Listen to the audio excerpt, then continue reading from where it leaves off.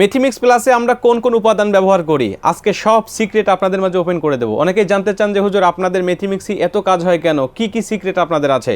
আমাদের কোনো সিক্রেট নাই, আমি সব ওপেন করে দিচ্ছি, চাইলে আপনি নিজেও ঘরে বানিয়ে এটা খেতে পারবেন।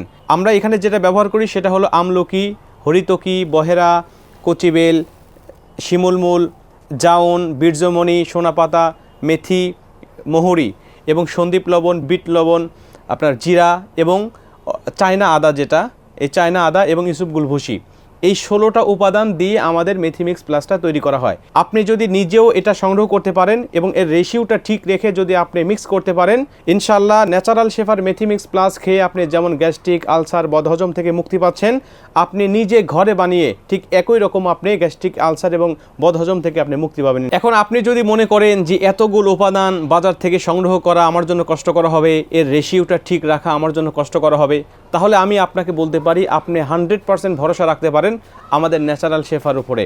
আমরা সবগুলো উপাদান একত্রিত করে এবং এর রেশিওটা ঠিক রেখে আমরা এই মেথিমিক্স প্লাসটা তুলে দিচ্ছি আপনার হাতে।